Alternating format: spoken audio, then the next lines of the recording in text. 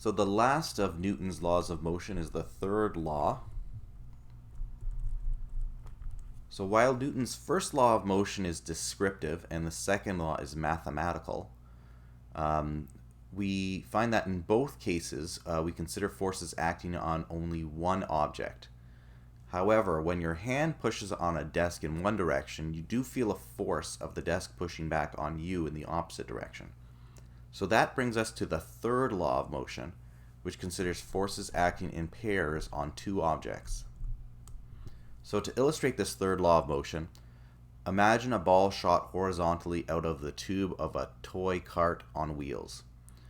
When the ball is pushed into the cart, the spring becomes compressed, and then when the spring is released, the spring and the cart itself push forward on the ball. That's the action force. So the action force is the force of the cart on the ball.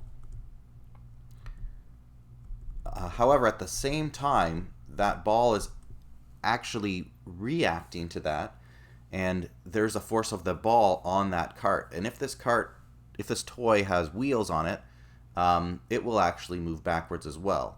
So that's the reaction force. This is a nice illustration of Newton's third law of motion. It deals with forces in pairs. When we have an action force, we have a reaction force. And sometimes we call Newton's third law of motion the action-reaction law. But it's also stated this way.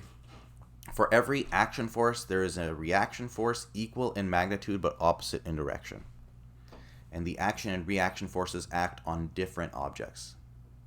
So F action is equal to minus F reaction. The magnitudes are the same, the only thing that's different is the directions. Now the note's important because it says since the action and reaction forces act on different objects, they appear on separate free body diagrams. So if we were to have a force kind of acting on something, we would see we wouldn't see the reaction force. We would only see the force that's acting on it in the free body diagram. But if we were to draw a free body diagram of the thing that was applying the force, then we would see the reaction force.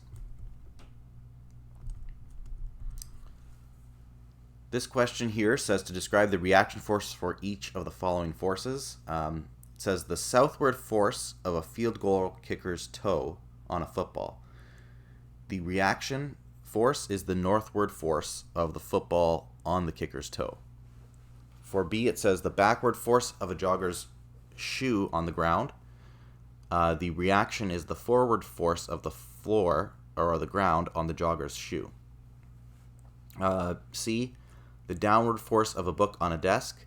The opposite force we have there, the reaction force, is the upward force of the desk on the book. That's the normal force that we refer to.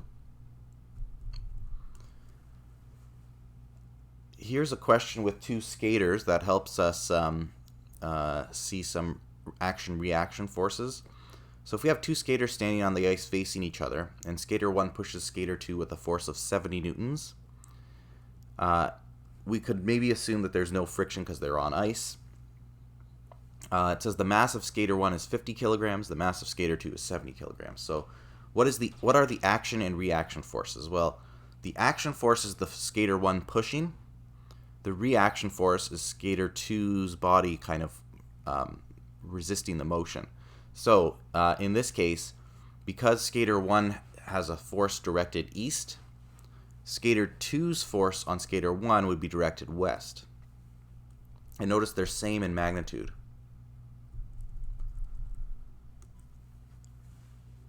So what would happen to each skater? Well, skater 1 will accelerate west. She'll be moved backwards. And skater 2 will accelerate east. If we were to draw free body diagrams of them, we would see that skater 1 experiences that 70 Newton force to the west. Skater 2 experiences that action force, 70 newtons to the east. And from this we can determine that there will be an acceleration occurring for both of them. But the acceleration will be different because they have different masses. And here's the calculation. Skater 1, her mass is 50 kilograms. So 70 divided by 50, 70 newtons divided by 50 kilograms would give us an acceleration of negative 1.4 meters per second squared. And skater 2, who has a mass of 70 kilograms, will experience an acceleration of 1.0 meters per second squared. And that will be to the east, whereas skater 1 experiences an acceleration to the west. Question here, this slide here says Newton's law of motion has many interesting applications, and we're going to go through a few of them actually. When someone is swimming, the person's arms and legs exert an action force backward against the water, and the water exerts a reaction force forward against the person's arms and legs, pushing his or her body forward. So when you're swimming, it's you're pushing through the water, and the reaction force of the water is what propels you forward.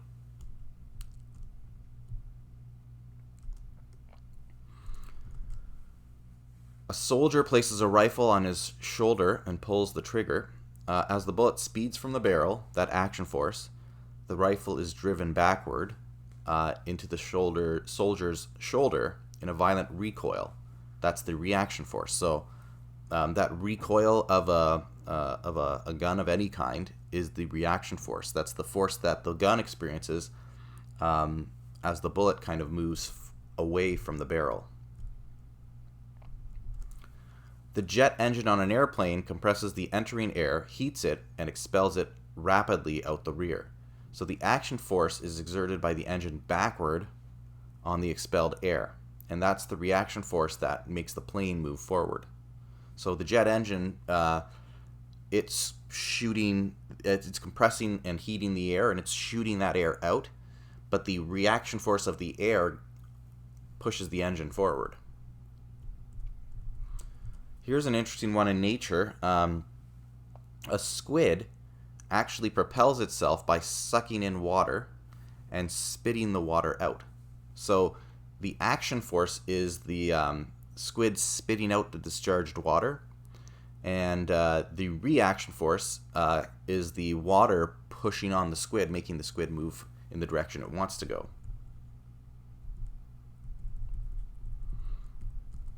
For this practice problem, it says a rope breaks when a force greater than 500 newtons is exerted on it.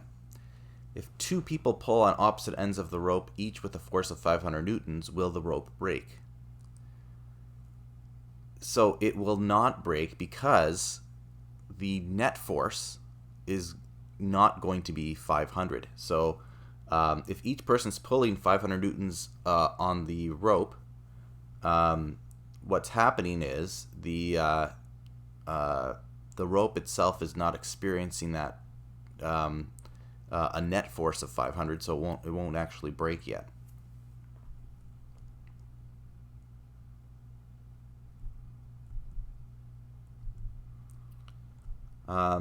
Here it says one of the most striking action-reaction pairs is found in the Earth-Moon system.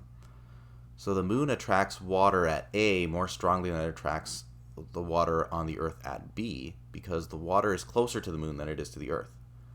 So as water is free to move, its level is raised on the side closest to the Moon, and a high tide is created. So the Moon, you may have heard the Moon is tidally locked to the Earth. The more massive side of the Moon always faces the Earth. And even though it's far away, the Moon's effect, its gravitational effect on Earth, is still felt, and water will end up pooling more towards the side that the Moon is at. That's what causes the tides to occur.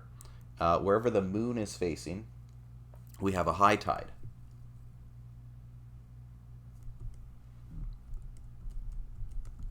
Similarly, the Moon attracts the Earth at B, here, this next part, more strongly than the water at C. So C has a low tide. So that's the water that's kind of left behind at C. Oh, I'm sorry. Wait, I'm reading this a bit wrong.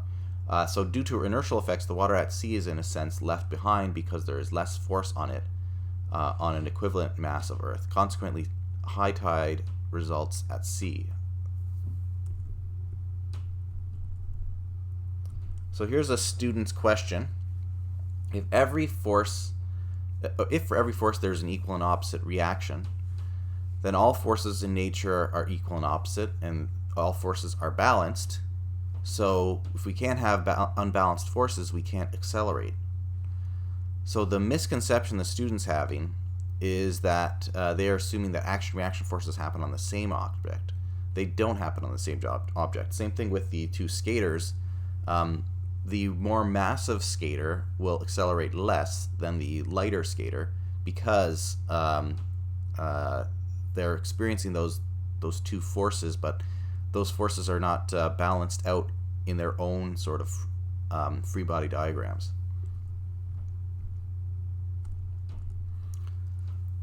Here's an interesting thought question here. A squirrel with an armful of nuts is sliding helplessly across a flat, icy roof, getting dangerously close to the edge.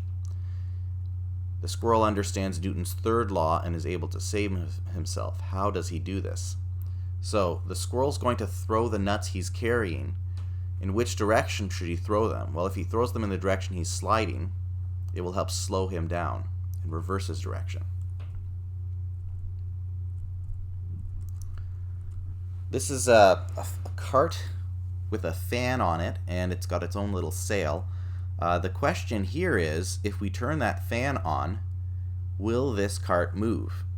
And it will not, because those are internal forces. You can't, just like you can't push on a car when you're driving inside the car to make it move faster, you can't have a fan on a boat or a cart and use that fan to propel you forward. That's what these two questions say. But part B says, if the sail is removed, the cart moves. Why would that be the case? Well, in this case, if the sail is removed, the fan is going to be blowing air in one direction, and there will be a reaction force of the air pushing back on the cart. So you'll actually have movement in that case. And the last one we'll look at here, it says, the following photo shows an early naval cannon tied to a ship. Explain why the ropes are necessary. Well, because we talked about that recoil when you have something being fired from a barrel,